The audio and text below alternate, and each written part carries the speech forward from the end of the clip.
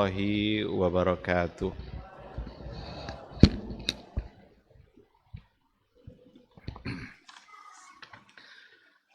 Innal hamdalillah nahmaduhu wa nasta'inuhu wa nastaghfiruh wa na'udzu billahi min syururi anfusina wa min sayyiati a'malina may yahdihillahu fala mudhillalah wa may yudlilhu falan tajida lahu waliyyan mursyida. Asyhadu an la ilaha illallah wahdahu la syarikalah wa asyhadu anna Muhammadan abduhu wa rasuluh la nabiyya wa la rasula ba'dah. Ikhwati fillah, ma'asyiral hadirin wal hadirat, bapak-bapak, ibu-ibu, kaum muslimin dan muslimat, rahimani Allah wa iyyakum. Mari sama-sama kita awali kajian kita dengan mengucapkan puji dan syukur kepada Allah Azza wa Jalla untuk semua rahmat dan karunia-Nya yang selalu ada dalam setiap hembusan napas kita setiap hari. Dimanapun kita berada, dalam kondisi apapun kita, pada saat itu pasti ada nikmat Allah yang menyertai kita. Oleh karena itu jangan pernah mengeluh, karena sesungguhnya pada saat kita mengeluh, kita nggak bisa menghitung nikmat Allah pada diri kita. Kadang-kadang kita salah dalam memahami nikmat itu. Kita mengira bahwa nikmat itu hanyalah sesuatu yang berbentuk harta dan materi.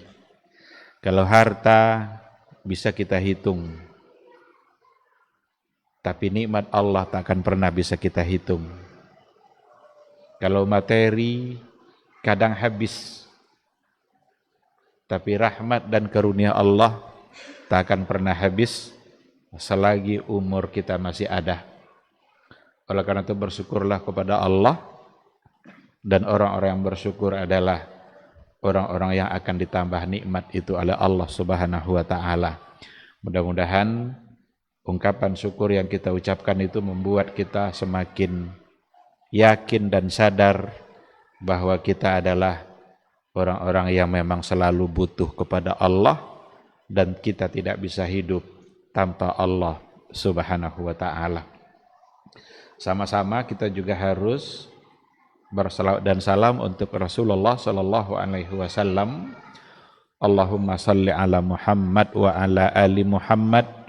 Mudah-mudahan sosok figur yang diutus oleh Allah Subhanahu wa taala untuk menyampaikan sebuah risalatul Islam, mudah-mudahan hendaknya selalu kita tauladani, selalu kita taati.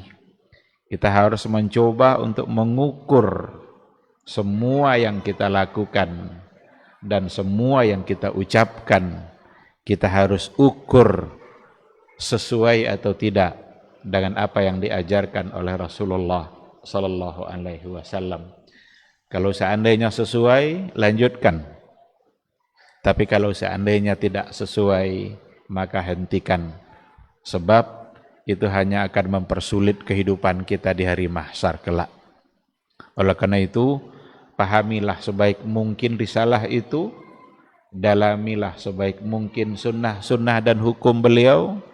Mudah-mudahan kita semakin taat, dan dengan cara itu mudah-mudahan kita bisa mendapatkan syafaatnya di yaumul mahsyar, yauma la yanfa'u malun wala banun illa man atallaha biqalbin salim. Suatu hari di mana tidak ada yang bisa kita andalkan di hari itu selain daripada amal-amal saleh yang sudah kita laksanakan. Harta enggak dapat lagi kita andalkan. Jumlah keluarga yang banyak enggak dapat lagi bisa saling membantu. Jabatan yang sebelumnya begitu tinggi enggak ada gunanya. Di hari itu benar-benar yang kita harapkan adalah hasil kerja yang telah kita laksanakan selama kita hidup, yang kita kerjakan atas dasar ikhlas karena Allah Subhanahu wa ta'ala. Ikhwati fillah, ma'asyiral hadirin wal hadirat, rahimani Allahu wa iyyakum. Pada pertemuan yang terakhir kita sudah berbicara seputar urgensi akidah, pentingnya akidah dalam kehidupan keseharian kita. Pada malam hari ini insyaallah kajian kita akan berpanduankan kepada sebuah buku, dan ini adalah buku akidah, buku tauhid yang judulnya adalah Al-Muntaqa min Syuruhi Thalathatil Usul wa Adillatuha. Al-Muntaqa min Syuruhi Thalathatil Usul wa Adillatuha, yang dihimpun oleh Syekh Abdullah Al-Abdul Muhsin. Syekh Abdullah Al-Abdul Muhsin ini dia hanya mengutip apa yang telah diberikan penjelasan oleh kibarul ulama, ulama-ulama besar terhadap sebuah buku yang berjudul Al-Usulul Tsalatsa atau Salasatil Usul yang ditulis oleh Syekh Muhammad Ibn Abdul Wahhab At-Tamimi. Jadi matannya ditulis oleh Syekh Abdul Wahhab, Muhammad bin Abdul Wahhab At-Tamimi, di mana buku itu sudah diberikan penjelasan yang cukup luas oleh banyak ulama-ulama yang lain. Di antaranya adalah Syekh Muhammad ibn Ibrahim, Syekh Abdurrahman ibn Qasim, Syekh Abdul Aziz ibn Baz, Syekh Muhammad ibn Salih Al-Utsaimin, Syekh Salih Al-Fauzan, ada banyak ulama-ulama lain yang memberikan syarahnya. Lalu syarah para ulama tadi itu dikumpulkan kembali oleh Syekh Abdullah Al-Abdul Muhsin. Jadi kerja Abdullah Al-Abdul Muhsin ini menghimpun apa yang telah diberikan penjelasan oleh para ulama untuk kitab Al-Usul Ats-Tsalatsa. Beliau memberi nama Al-Muntaqa min Syuruhi Thalatsatil Usul wa Adillatuha. Oleh karena itu buku ini sangat baik untuk kita pelajari, khususnya dalam persoalan akidah. Kalau memang pada pertemuan terakhir kita bicara tentang urgensi akidah, pentingnya akidah dalam kehidupan, karena memang penting. Akidah itulah yang akan benar-benar menyelamatkan kita dalam kehidupan di dunia ini. Kita akan bisa menjaga lidah kita dari hal-hal yang dimurkai oleh Allah kalau kita takut sama Allah. Kita akan bisa menahan kaki kita untuk melangkahkan ke tempat-tempat yang maksiat kalau kita dekat dengan Allah. Kita akan bisa menjaga pandangan kita dalam keseharian untuk melihat hal-hal yang dilarang oleh Allah, bisa kita jaga kalau seandainya kita tahu bahwa Allah selalu menatap kita. Dan itu semua persoalan akidah. Nggak akan ada yang menyelamatkan kita dalam hidup dunia ini. Nggak akan ada yang membuat kita taat, benar-benar taat, kecuali akidah yang benar. Kalau kita tahu siapa Rabb kita. Kalau kita tahu siapa Khalik dan untuk apa kita diciptakan. Kalau itu semua kita tahu, jangankan aturan Allah, aturan dalam kehidupan sesama manusia pun akan kita taati kalau seandainya kita berakidah, paham kita dengan siapa itu Allah dan siapa itu kita sebagai makhluk. Kalau umpamanya aturan lalu lintas, kita akan taat kalau di situ ada polisi. Umpamanya lampu merah.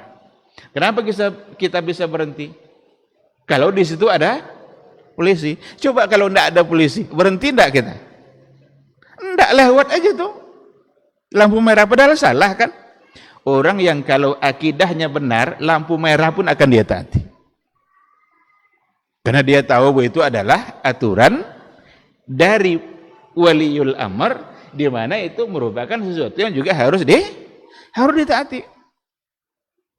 Jadi jangankan untuk aturan Allah, aturan yang dibuat oleh manusia pun, jika memang itu adalah untuk kebaikan, maka dia akan mentaatinya.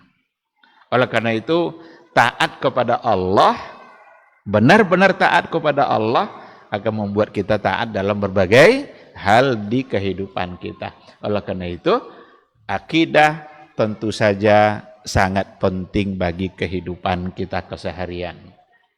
Dan pentingnya itu bukan hanya sekedar untuk di dunia. Akidah adalah pertanyaan yang akan kita alami semuanya nanti ketika kita mulai masuk ke alam kubur. Jadi bukan di dunia saja. Pertama di dunia, terasa fungsi akidah di dunia. Tadi sudah kita katakan bahwa akidahlah yang akan benar-benar menjaga kita dari hal-hal yang menyimpang. Seandainya kita sudah mulai cenderung untuk berbuat maksiat, pasti yang bermasalah adalah akidah. Sudah lupa dia kalau Allah selalu memandang dia. Sudah enggak ingat lagi dia kalau Allah punya neraka. Kalau akidah kan seperti itu. Akidah membimbing kita untuk meyakini bahwa Allah itu punya surga, Allah itu punya neraka. Orang-orang berbuat baik nanti dijanjikan oleh Allah untuk mendapatkan balasan surga. Orang-orang yang berbuat salah, Allah janjikan pula nanti di akhirat akan mendapatkan balasan neraka. Innallaha la yukhliful mi'ad.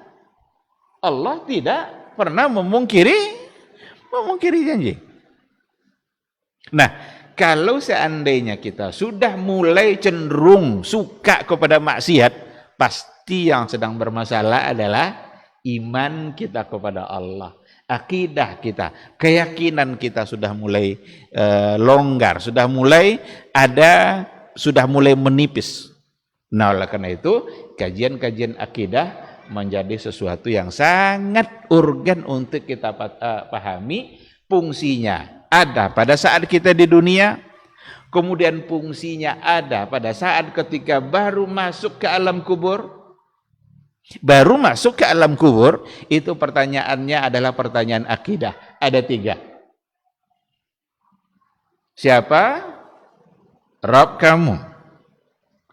Siapa nabimu? Siapa, apa agamamu? Ada 3. Rabb kita siapa, nabi kita siapa, agama kita apa? 3 di situ, itulah yang dijelaskan oleh buku ini. Maka salasatil usul. Syarah salasatil usul. 3 pondasi. Allah, Rasul, agama. Maka buku ini akan membimbing kita untuk mengenali jawaban-jawaban pertanyaan yang akan ada pada kubur nanti. Dan pertanyaan dalam kubur itu pertanyaan yang pasti karena datang dari hadis yang sahih. Datang dari Nabi. Ada mungkar, ada nakir. Baru saja kita masuk ke dalam kubur itu. Bahkan belum lagi orang-orang menguburkan itu pergi dari kubur itu. Masih ada bunyi-bunyi telapak kaki kita itu masih ada di situ. Datanglah malaikat mungkar dan nakir. Hadis ini juga membantah satu keyakinan. Ada orang mengatakan bahwa baru akan ditanya oleh malaikat kalau semua orang sudah pergi dari kubur itu. Pernah tidak kita mendengar seperti itu? Selagi orang masih ada berarti malaikat belum bertanya. Berdasarkan hadis tidak seperti itu. Ketika Ja'far bin Abi Thalib itu dikuburkan, selesai dikuburkan, lalu Nabi dan para sahabat masih ada di situ. Apa kata Rasul kepada para sahabat? Is'alu lahu tathbit fa innahul ana yus'al. Doakanlah saudara kalian ini at-tathbit. At-tathbit itu sabat, agar diberikan ketetapan dan kemampuan menjawab pertanyaan malaikat. Fa innahul ana yus'al, karena sekarang dia sedang tanya. Kalau Rasul bilang sekarang sedang ditanya, padahal Nabi masih berada di kuburan. Oleh karena itu anggapan bahwa ditanya setelah pergi semua, berarti itu tidak betul. Karena patokan kita harus selalu adalah hadis Rasul. Baru saja kita masuk ke alam baru kita. Setelah alam dunia ada alam kubur. Yang akan berfungsi di situ adalah akidah. Bagaimana kita mengenalinya, bagaimana kita memahaminya, dan bagaimana kita mengamalkan dalam kehidupan kita. 3 persoalan tadi. Ini yang 3 ini tidak bisa dihafal-hafal dulu. Kan kalau orang nak ujian hafal semalam kan, besok ujian malam dibaca semuanya, besok ditanya. Tidak bisa dihafal-hafal sendiri itu. Hafalnya itu bukan hifzul lisan saja, tapi bukan hifzul qaul saja, tapi hifzul amal. Kalau dalam persoalan agama, hafalan itu bukan hafalan secara lisan, tetapi hafalan secara amal. Maka ada hadis Nabi, Allah Subhanahu wa taala itu memiliki 99 isman, mi'atun illa wahida. Allah punya 99 nama, 100 kurang 1. Lalu apa kata Rasul setelah itu? Man hafizaha dakhalal jannah. Barang siapa yang menghafalnya, dia masuk surga. Itu apa maksud hafal di situ? Itu tidak hafal lisan dulu. Kalau hafal lisan saja, maka yang pertama masuk surga aja adalah tim-tim nasyid yang menyanyikan Asmaul Husna. Kan ada nasyid-nasyid nyanyinya Asmaul Husna. Kalau hifzulnya hifzul lisan. Tetapi kata Ibnu Hajar Al-Asqalani, al-hifzu di situ hifzan. Ada 2 makna. Hifzul qawli wa hifzul fi'li. Hifzul lisan wa hifzul amal.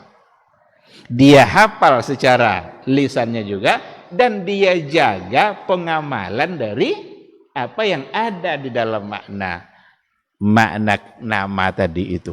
Itu baru dakhalal jannah, baru dikatakan masuk surga. Dan ternyata betul, kalaulah benar-benar kita pahami Asmaul Husna, jangankan semua Asmaul Husna, 1 nama Allah saja, dan benar-benar kita terapkan, selamat hidup kita. Contoh, Allah itu Basir. Itu salah satu dari Asmaul Husna. Salah satu dari nama Allah adalah Basir. Kenapa dia diberi nama Basir? Karena memang dia punya sifat melihat, dan penglihatan Allah tidak berbatas oleh apapun. Tidak ada satupun yang bisa menghalangi pandangan Allah Subhanahu wa ta'ala. Dimanapun kita berada, Allah pasti melihat. Itu Basir. Sekarang kita hafallah Basir itu. Bukan sekadar lisan, tapi hifzul amal. Apa contohnya? Kita harus sadar dalam setiap keadaan apapun kita, ternyata Allah Basir. Sekarang tinggal dompet orang di masjid. Tidak ada siapa-siapa di situ. Kalau dia sadar ketika itu Allah Basir, dompet aman. Kenapa bisa aman? Kenapa bisa selamat? Karena dia sadar, menyadari, dan yakin Allah Basir. Tapi kalau ndaknya yakin Allah itu Basir, jangankan dompet yang tinggal, dompet yang di kantong pun bisa ditariknya. Jangankan motor yang tinggal di parkiran, motor yang di dalam rumah pun, dalam gerasi pun bisa hilang. Itu baru Basir. Di kantor kita punya kerjaan, ada kemungkinan kita bisa menipu orang dalam kerja kita itu. Kalau seandainya dia sadar bahwa Allah itu Basir, dia tidak akan lakukan. Karena betapa dungunya kita tahu bahwa Allah melihat kita tahu bahwa Allah yang memberikan kita nikmat melihat sesuatu, Tapi ternyata kita gunakan nikmat itu untuk mendurhakai dia yang memberi nikmat. Nah, jadi ikhwati fillah, pertanyaan 3 di kuburan tadi nggak bisa sekedar dihafal-hafal. Awak buat catatan masuk kantong, dihafal-hafal tawi cendekah sampai mati. Nggak akan bisa menjawab pertanyaan malaikat di kuburan nanti kalau seandainya yang 3 itu hanya sekedar hifzul lisan. Kan senangnya kan? Siapa Tuhan wa'angnya? Allahnya wak, selesai. Tapi ada konsekuensi kan? Ketika kita mengaku Rabb kita adalah Allah, ada konsekuensi. Siapa Nabi Muhammad Sallallahu Alaihi Wasallam? Gampang menghafalnya. Apa agamamu? Islam? Tengoklah di KTP-nya Islam. Gampang sekali. Kalau hifzul lisan. Tapi sekali lagi, dihafal pun kalau tidak masuk ke substansinya, dikubur, kita tidak akan selamat. Oleh karena itu, penting bagi kita untuk mengenali 3 pondasi utama ini. Maka isi buku ini adalah memberikan penjelasan untuk yang 3 tadi. Nah, setelah selesai di alam kubur, berakhirkah hadis itu fungsi akidah? Enggak. Sampai nanti datang hari kiamat. Lalu kita di mahsyar, kemudian dihisab.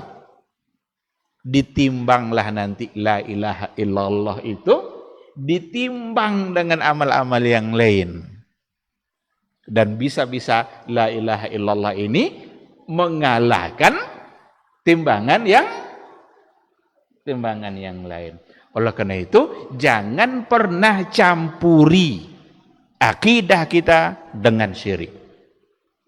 Jangan pernah dicampuri tauhid kita dengan sedikit pun bentuk kesyirikan. Makanya Allah bilang dalam ayatnya, allazina amanu wa lam yalbisu imanahum bizulmin ulaika lahumul amnu wa hum muhtadun. Orang-orang yang beriman kepada Allah, walam yalbisu imanahum bizulmin, lalu mereka tidak mencampur adukkan sedikit pun iman dia itu bizulmin, dengan kezaliman. Bizulmin di situ artinya adalah bisyirkin. Ulaika lahumul amnu, mereka itulah nanti yang akan amnu. Amnu itu aman. Jadi iman dan aman itu satu akar kata. Iman dan aman itu satu akar kata. Amana. Kalau mau aman, jaga iman. Kalau iman yang bermasalah, pasti tidak aman. Karena Allah yang bilang, ulaika lahumul amnu, mereka itulah orang-orang yang benar-benar akan mendapatkan ketenangan, keamanan, kenyamanan, wa hum muhtadun, dan mereka itulah orang-orang mendapatkan petunjuk. Berarti fungsinya jelas, akidah itu fungsinya jelas. Kehidupan kita di dunia, kemudian nanti kita masuk ke dalam kubur, dan setelah itu nanti ada hari hisab, untuk kemudian kita ditimbang oleh Allah amal-amal kita, apakah kita ke surga atau neraka, itu semua nanti ditentukan oleh tauhid, ditentukan oleh iman. Yang ternyata tauhid dan iman itu sudah mulai kita imani ketika berada di dalam alam rahim. Jadi kan ada 4 alam kita kan? 4 alam kita. Setiap kita melewati satu alam, kita nggak akan pindah ke alam yang berikutnya. Pertama, alam rahim. Kedua, alam dunia. Ketiga, alam kubur, alam barzah. Keempat, alam akhirat. Ternyata keempat-empat ini penegasannya di situ ada persoalan akidah. Dalam alam rahim, jangan dikira tidak ada persoalan akidah. Dalam hadis itu diceritakan seperti itu. Ketika kita sudah sempurna ciptaannya di alam rahim, datanglah malaikat Allah untuk meniupkan ruh, ditetapkanlah di situ rezeki kita. Jadi nggak usah khawatir sama rezeki kita. Rezeki kita nggak akan diambil oleh orang lain, rezeki orang lain nggak akan pindah ke kita. ditentukan juga umur kita. Jangan khawatir dengan umur kita. Sakit tidak menjamin memastikan kematian. Banyak orang yang sakit-sakitan tapi ternyata setelah itu hidup lama. Ada contohnya Sa'ad bin Abi Waqqas. Dalam keadaan sakit, sakitnya parah. Datanglah Rasulullah sallallahu alaihi wasallam menyenguk dia. Karena dia sakitnya parah, dia mulai bertanya tentang wasiat. Karena orang kalau sudah sakit parah, dia biasanya memberikan wasiat. Ditanyanya Rasulullah, ya Rasulullah, saya hanya punya satu anak perempuan, saya punya harta banyak, bolehkah saya wasiatkan harta saya semuanya? Enggak, kata Rasul. Bolehkah setengahnya? Enggak, kata Rasul. Bolehkah sepertiga saya wasiatkan? Sepertiga bolehlah, kata Rasul. Tapi sepertiga itu pun sudah banyak. Kenapa Sa'ad bin Abi Waqqas ingin berwasiat seperti itu? Karena dalam keadaan sakit parah. Tapi ternyata sampai Rasul wafat pun Sa'ad bin Abi Waqqas masih hidup. Bahkan dalam catatan sejarah dikatakan 17 tahun setelah itu dia baru wafat. Jadi sakit tidak menghukumkan kita bahwa harus mati. Dan sehat bukan pula berarti menghalangi kita untuk mati. Ada orang sehat-sehat aja dia, tiba-tiba kita dapat berita besok, si Anu udah duluan. Padahal malam tadi masih.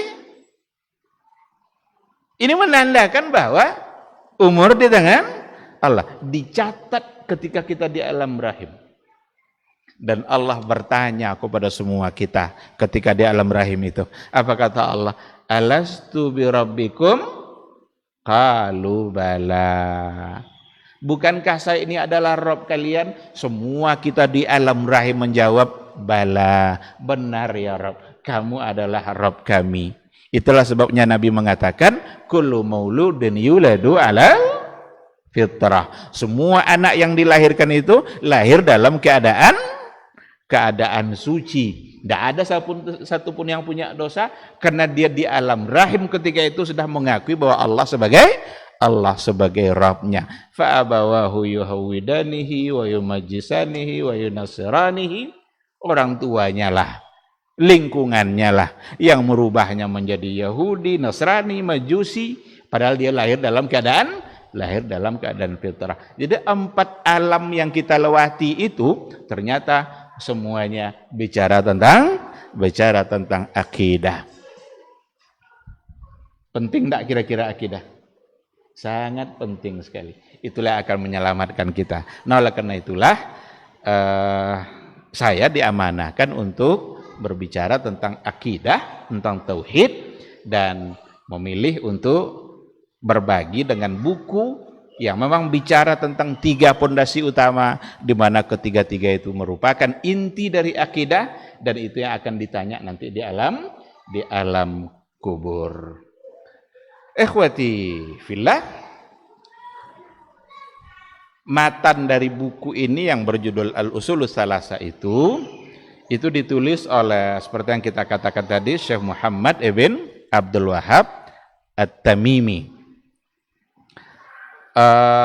Mungkin kita perlu untuk mengenali sejarahnya, karena banyak orang yang tidak mengerti dengan sejarahnya, atau ada orang yang membaca sejarahnya dari sisi yang berbeda. Sehingga yang ada justru tuduhan-tuduhan, atau yang ada justru kesalahpahaman tentang sosok yang namanya Muhammad bin Abdul Wahab. Masuk waktu Isya? Azan dulu? Baik, kita akan jawab dulu suara azan, nanti insya Allah akan kita lanjutkan.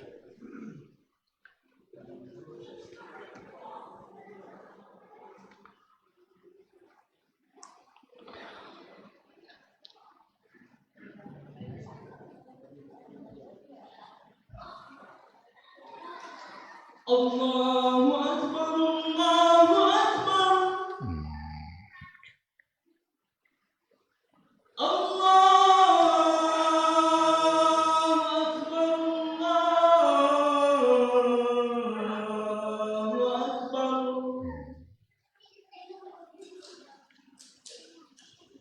Asyhadu an la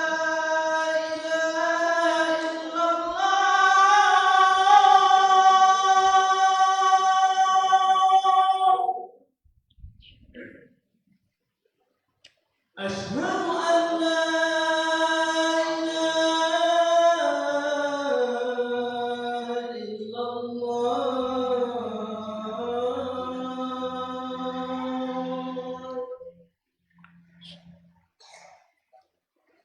أشهد أن محمدا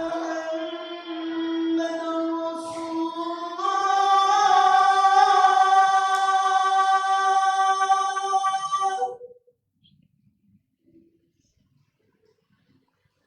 أشهد أن محمدا رسول الله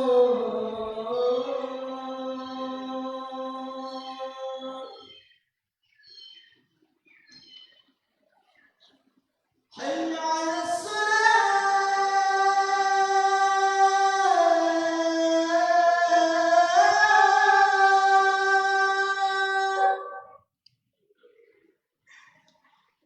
حي على الصلاة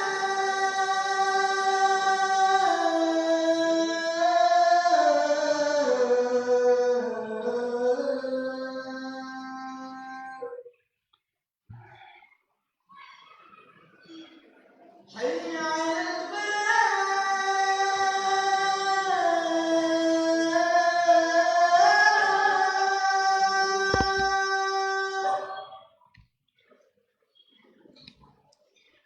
حي على الفلاح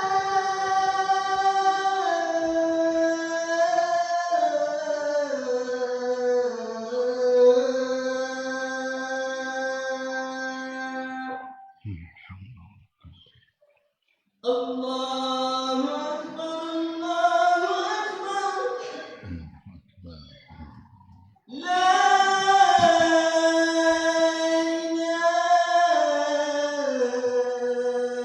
إله إلا الله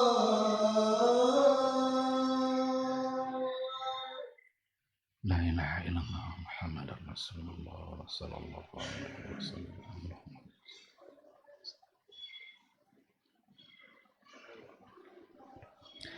Bismillahirrahmanirrahim. Alhamdulillah.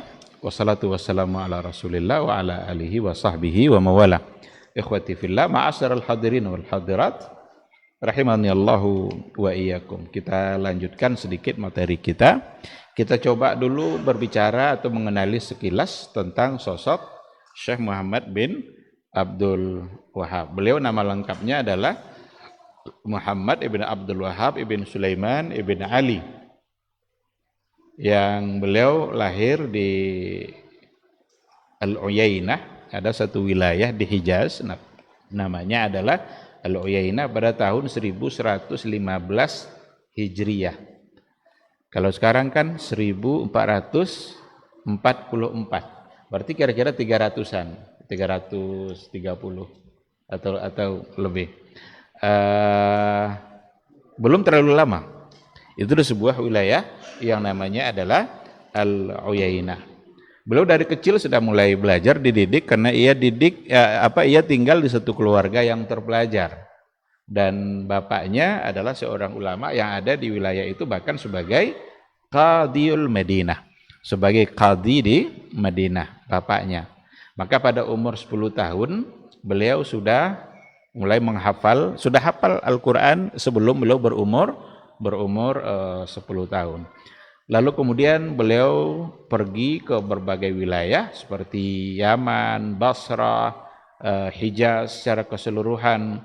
Disitulah beliau belajar seperti tafsir, hadis, usul, dan berbagai ilmu agama lainnya. Beliau menghabiskan umurnya memang adalah untuk berdakwah, untuk menyampaikan agama Allah Subhanahu wa taala, yang memang sudah semangat itu sudah diwarisi sebelumnya oleh bapak dia. Dan fokus dakwahnya memang itu adalah memberantas kesyirikan-kesyirikan yang memang sudah mulai merajalela di wilayah Hijaz ketika itu. Di antara bentuk-bentuk kesyirikan yang ada ya seperti berziarah ke kubur, tidak lagi sekedar ziarah tapi menyembah-nyembah orang-orang yang ada di dalam Di dalam kubur. Meminta tidak lagi kepada Allah, tapi meminta kepada orang-orang yang ada di dalam kubur. Itu yang banyak yang terjadi pada masa itu. Sehingga fokus dakwah beliau itu adalah memberantas kesyirikan dan mengembalikan amalan-amalan kepada apa yang dulu dipahami dan diamalkan oleh generasi salaf, khususnya adalah para sahabat Rasulullah sallallahu alaihi wasallam. Karena beliau berangkat dari makna syahadatain. Beliau berangkat dari makna syahadatain. Asyhadu an la ilaha illallah, yang hubungannya adalah al-bara'atu minasyirki, yang harus berlepas diri dengan semua bentuk kesyirikan dengan ucapan la ilaha illallah. Kemudian dengan Muhammadur Rasulullah itu al-bara'atu minal ghuluwi wal bid'ah. Berlepas diri daripada ghulu kepada Nabi dan juga perbuatan-perbuatan amalan-amalan bid'ah yang baru yang memang tidak pernah diajarkan dan dianjurkan oleh Rasulullah sallallahu alaihi wasallam. Jadi berangkat dari syahadatain itu, fokus dakwahnya adalah pada dua hal tadi. Al-bara'atu minasyirki, kemudian al-bara'atu minal ghuluwi wal bid'ah. Berlepas diri dari sikap ghulu. Sikap ghulu kepada Rasul itu dulu luar biasa. Dan sampai sekarang juga masih luar biasa. Nah, beliau bisa dikatakan berhasil dalam berdakwah karena dia berhasil menyampaikan hakikat tauhid yang ada yang sebenarnya.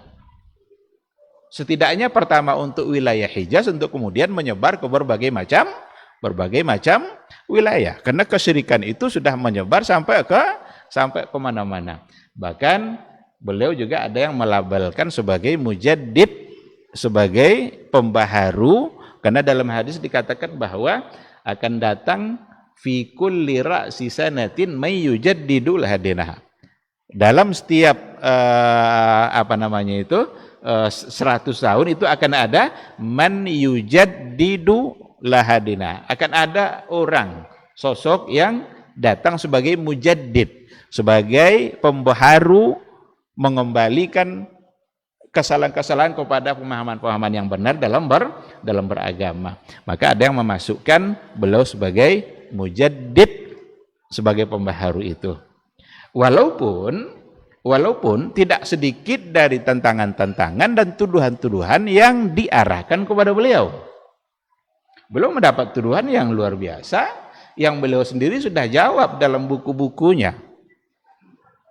Dan biasanya yang memberikan tuduhan itu ya orang-orang yang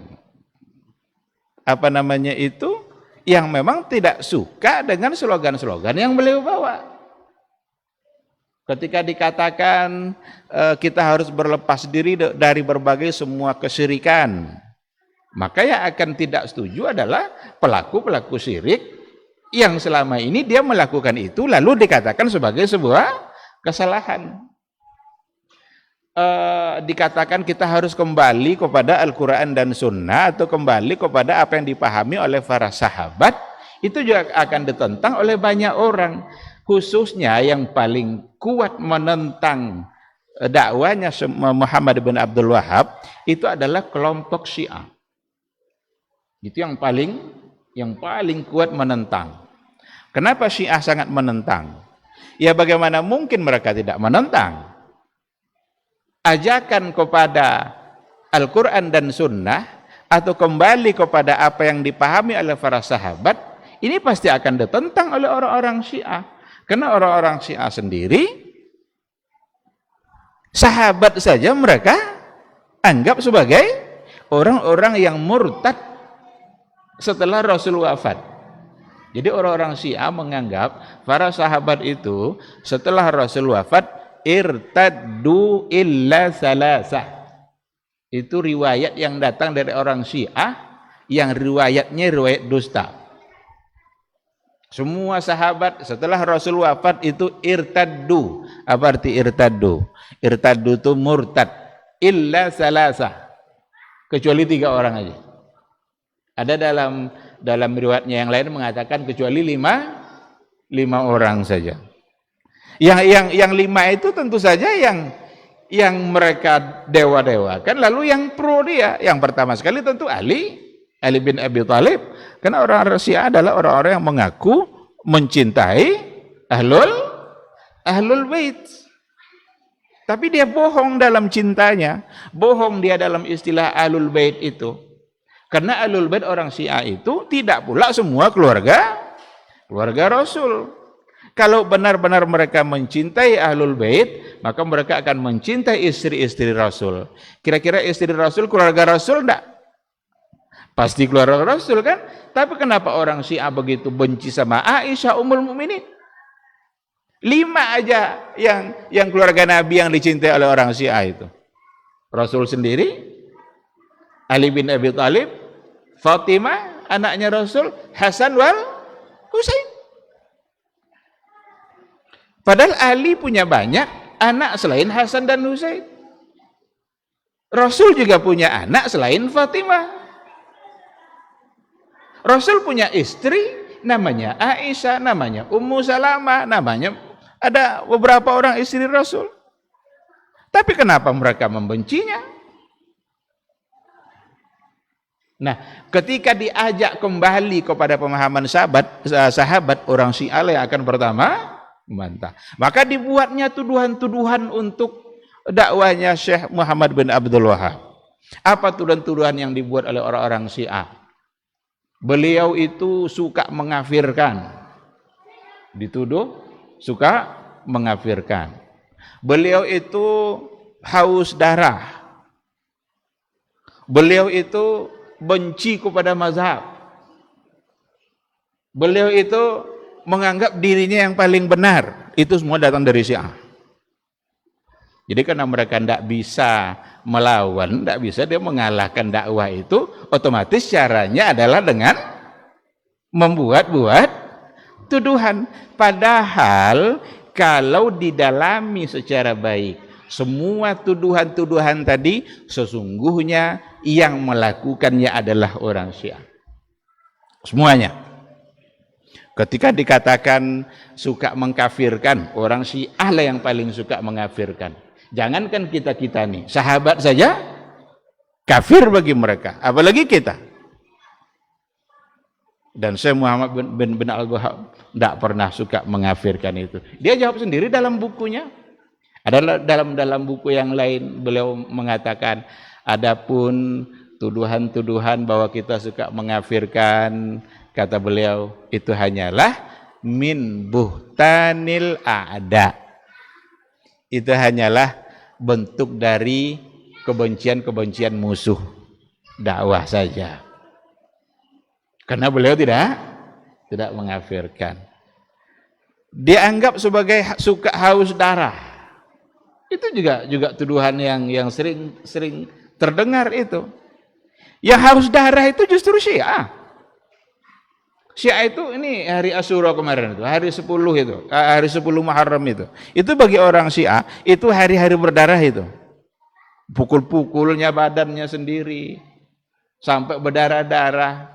Ada bayi yang digendong oleh ayahnya sendiri, ayahnya memukul-mukul kepala bayinya, bayinya menangis-nangis, berdarah-darah kepalanya. Ini agama apa ini?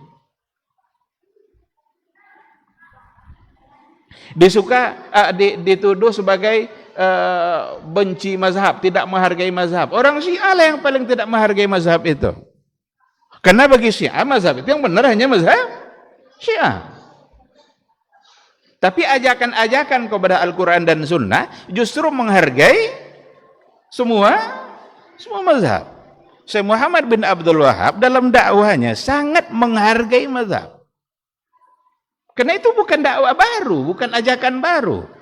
Itu ajakan yang sudah ada sekian ratus tahun sebelumnya. Apa bukti menghargai semua mazhab? Kita bisa menerima dari mazhab mana saja, asalkan memang itu yang berada pada dalil yang sahih. Bisa mengamalkan apa yang ada dalam mazhab Abu Hanifah, apa yang ada dalam mazhab Imam Malik, yang ada dalam mazhab Imam Syafi'i, yang ada dalam mazhab Imam Ahmad, semua akan bisa dapat diterima. Asalkan memang pendapat itu yang paling kuat, yang sejalan dan sesuai dengan Al-Quran dan Sunnah. Jadi perlu dipahami baik-baik. Ajakan bahwa kembali kepada Quran dan Sunnah itu bukanlah mengabaikan mazhab, bukan menolak mazhab, bukan membenci mazhab. Dari mana lagi kita paham agama kalau bukan dari ulama-ulama mazhab itu? Dari mana lagi kita paham hukum kalau bukan dari mereka-mereka yang memang mengerti hukum? Tetapi bukan orang itu yang jadi patokan, tetapi adalah Rasulullah Sallallahu Alaihi Wasallam. Jadi ikhwati fillah, banyak tuduhan-tuduhan yang datang dari orang-orang Syiah.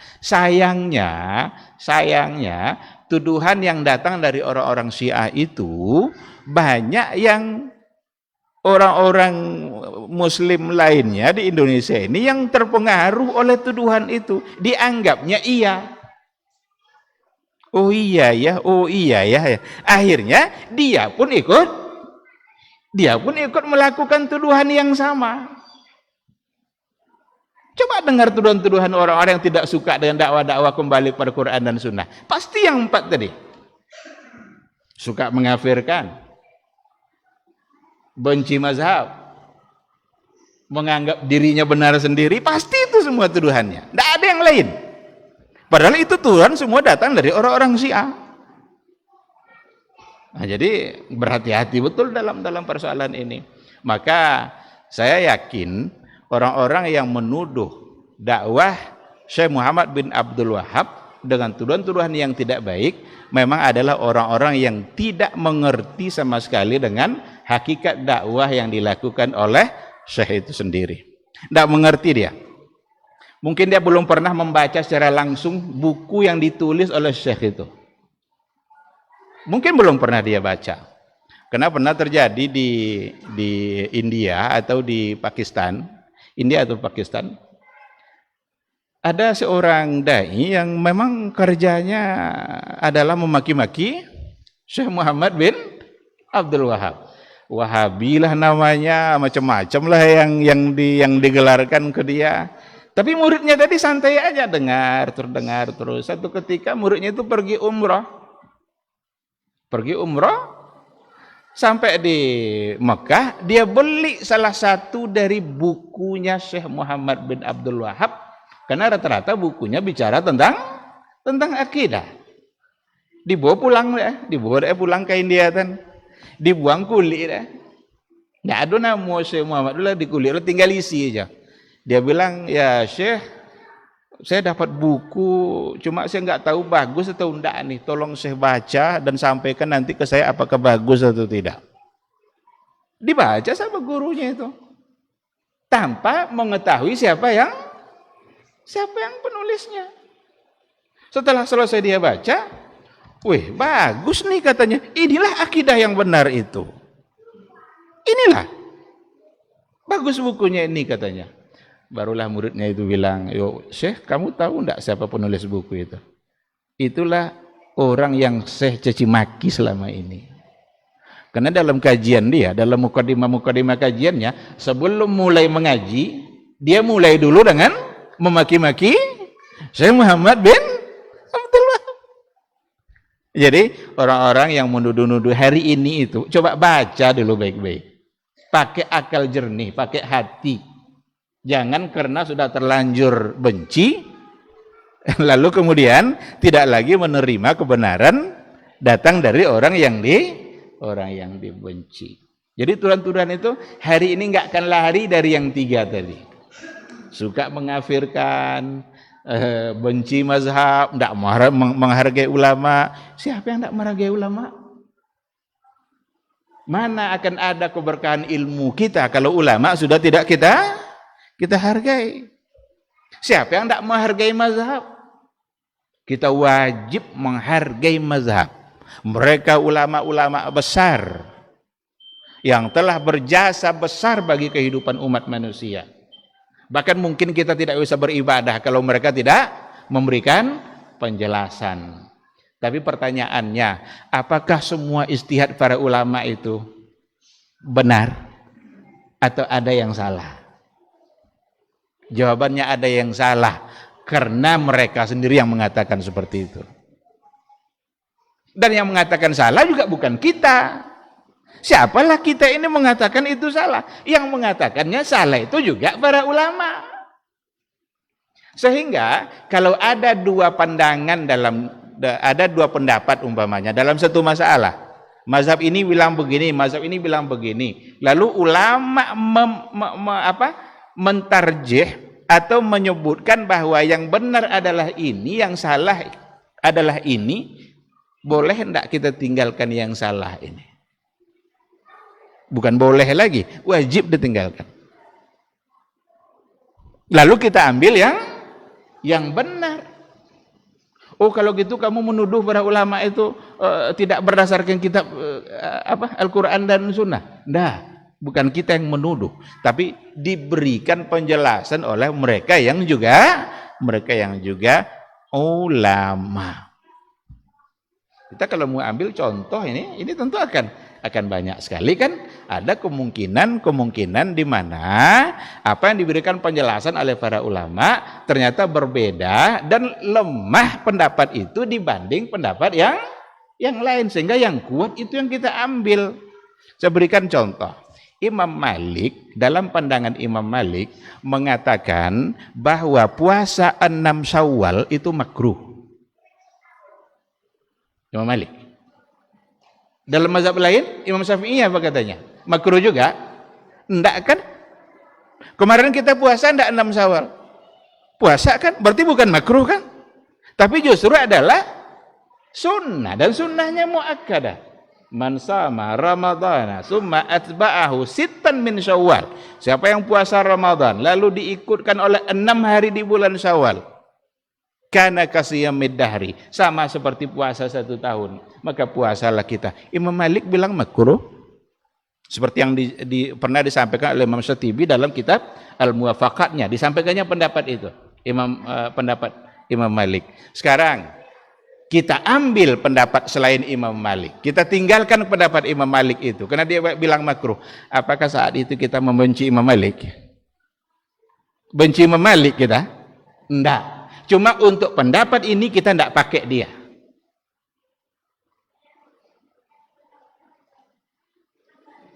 Imam Abu Hanifah, seperti yang dikatakan oleh Ibnu Hazm, beliau mengatakan bahwa akikah itu bid'ah. Abu Hanifah, seperti yang dikatakan oleh Ibnu Hazm. Sementara dalam pendapat yang lain, akikah itu justru sunnah. Sekarang, boleh tidak kita tinggalkan pendapat Abu Hanifah? Kita ambil pendapat yang lain yang mengatakan sunnah? Boleh. Apakah kalau kita tinggalkan pendapat Abu Hanifah, lalu kita sedang membenci Abu Hanifah? Tidak. Itulah yang dituduhkan hari ini. Dikiranya benci mazhab, dikiranya tidak menghargai mazhab, kembali kepada Quran dan Sunnah. Emang kamu paham Quran Sunnah? Langsung. Emang kamu ketemu Rasul? Siapa bilang ketemu Rasul? Justru orang-orang sufi hari ini yang pernah bilang dia ketemu Rasul sendiri secara langsung. Kita tidak pernah bilang. Ada tidak orang sufi hari ini bilang ketemu Nabi langsung? Ada, dia itu bukan dalam mimpi katanya. Dan itu mustahil. Jelas mustahilnya itu. Karena Nabi sudah wafat. Bagaimanapun dia mempoles argumentasi sufinya untuk meyakinkan orang bahwa ketemu Nabi langsung pada saat terjaga, saat bangun, tidak saat tidur, pasti bohong dia. Kayak apapun ceritanya. Nah, jadi ketika dikatakan kembali kepada Quran dan Sunnah, bukan berarti kita langsung saja tanpa menghargai pendapatnya para ulama. Jadi tuduhan-tuduhan semacam itu masih banyak sampai hari ini. Khususnya bagi mereka yang membenci dakwah dengan slogan kembali kepada Quran dan Sunnah, dibuatlah dengan berbagai macam tuduhan-tuduhan seperti yang tadi itu. Wahabi kadang-kadang dipelesetkan pula jadi wahaboy, kadang-kadang pokoknya menghina aja lah kerjanya. Kalau sudah menghina berarti akidahnya bermasalah. Orang kalau sudah suka menghina orang lain berarti akidahnya yang sedang bermasalah. Maka penting bagi kita untuk meluruskan akidah, untuk berbicara kembali tentang iman dan dibicarakan dengan tenang, dengan hati yang lapang, kita pahami sesuai dengan apa yang dipahami oleh Rasulullah Shallallahu Alaihi Wasallam dan para sahabatnya yang telah sampai pemahaman itu turun temurun dari generasi ke generasi berikutnya sampai ke generasi kita. Karena dulu tidak sedikit tentangannya itu. Pada masa Rasul, pada masa sahabat itu masih aman-aman aja tuh.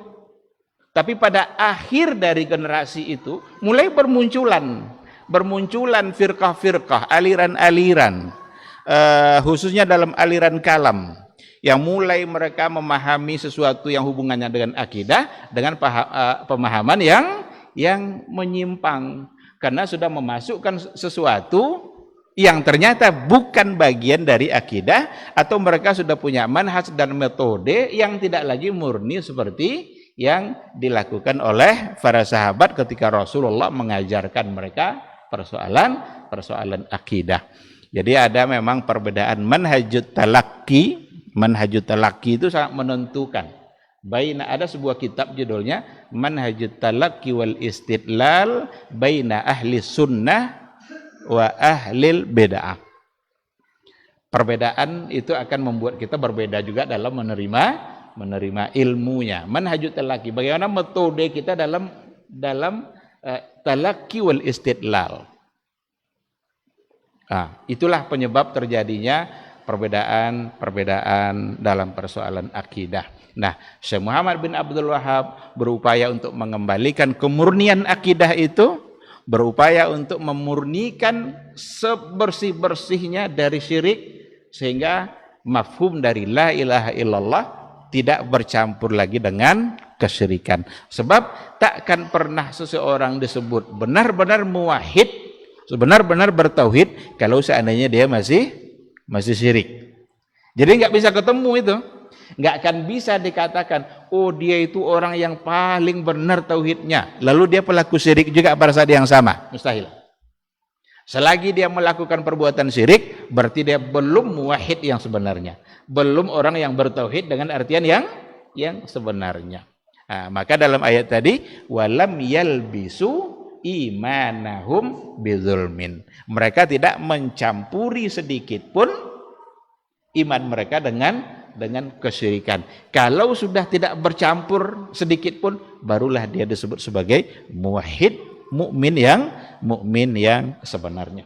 Mudah-mudahan buku ini nanti bisa memandu kita untuk memahami akidah yang benar itu, untuk memahami makna la ilaha illallah, untuk mengenali siapa Rabb kita, mengenali siapa Nabi kita, dan juga mengenali Islam sebagai agama, untuk kemudian kita jadikan panduan dalam kehidupan keseharian kita. Agar kita bisa bertanya jawab, saya cukupkan sampai di sini. Pakai tanya jawab. Kalau ada yang mau ditanyakan, dipersilakan.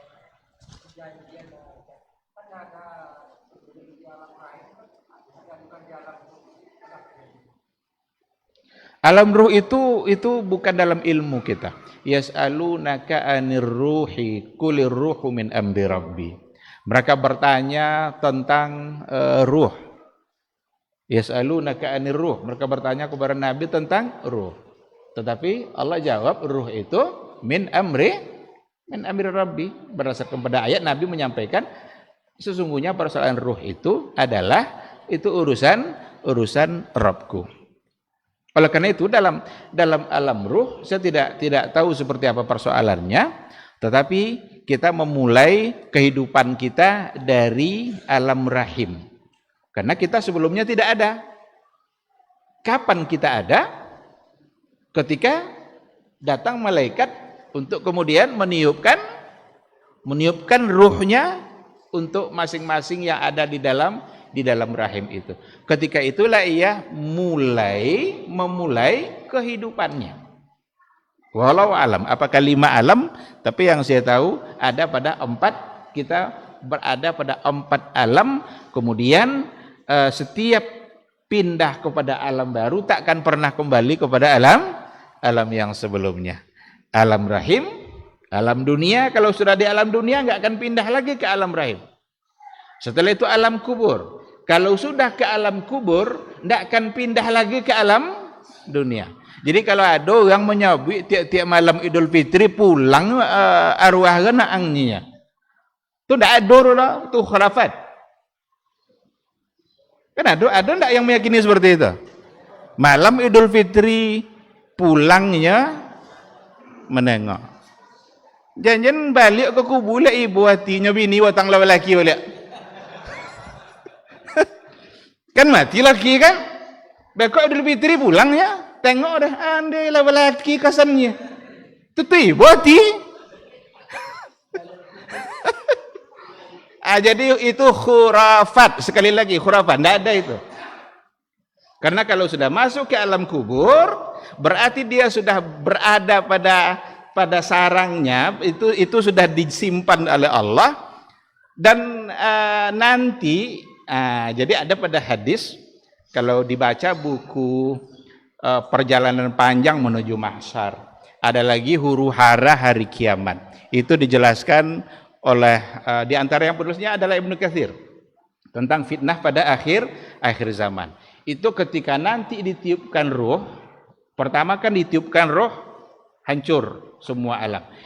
Tiupan yang kedua, fungsi tiupan yang kedua adalah ditiupkan trompet itu oleh Israfil, dan ruh yang tadinya berada pada sangkarnya itu mencari siapa pemilik ruh itu, dan tidak akan betul kau. Kan jasad sudah dihidupkan kembali, kemudian ruh dikembalikan. Hiduplah kita untuk kembali menghadapi hari mahsyar itu. Masing-masing ruh itu diibaratkan di situ bagaikan lebah yang berterbangan ketika sarangnya diusir. Kan ada sarang lebah itu kan banyak itu. Coba diganggu. Jangan praktekkan. Dibayangkan aja lah. Diganggu sarang itu kayak apa lebah itu terbang. Gitulah dia mencari jasadnya. Dan tidak akan bertukar. Ruh jeli pindah ke jeli. Nah, akan pindah ke yang lain lah. Tidak akan betul kan? Itulah kekuasaan Allah Subhanahu wa ta'ala. Untuk kemudian kita kembali hidup dan kemudian menghadapi mahsyar. Nah, jadi tidak dia pulang kapan enggak. Jadi kalau seandainya ada kelihatan sosok sekilas seperti orang yang kemarin meninggal itu bukan dia, itu adalah qarin. Wa kana lahu qarin, itu adalah qarinnya. Qarin itu adalah jin yang mengikuti kelahiran dia. Jadi kita ini, kelahiran kita diikuti oleh jin masing-masing kita, dan jin itu yang akan mengganggu kita terus. Jinnya Umar lari tunggang langgang, tidak bisa mengganggu Umar.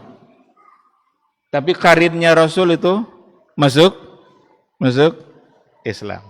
Tinggalnya qarin awak. Awak kadang-kadang tiai banyak ambil dosa, berarti bahagia qarin awak. Mampu dia menggoda, mengganggu, sehingga kita terjebak kepada kedurhakaan demi kedurhakaan. Tapi ketika mereka punya iman, bisikan-bisikan yang tadi itu mereka bisa abaikan, karena mereka lebih mengedepankan iman dan kepentingan Allah Subhanahu wa ta'ala. Jadi seperti itu, Allah Subhanahu wa ta'ala a'lam. Ada lagi?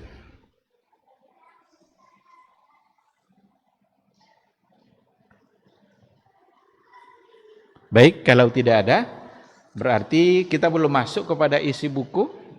Insya Allah pertemuan berikutnya kita akan mulai masuk dari kata pertama yang ada di buku itu, yaitu Bismillahirrahmanirrahim.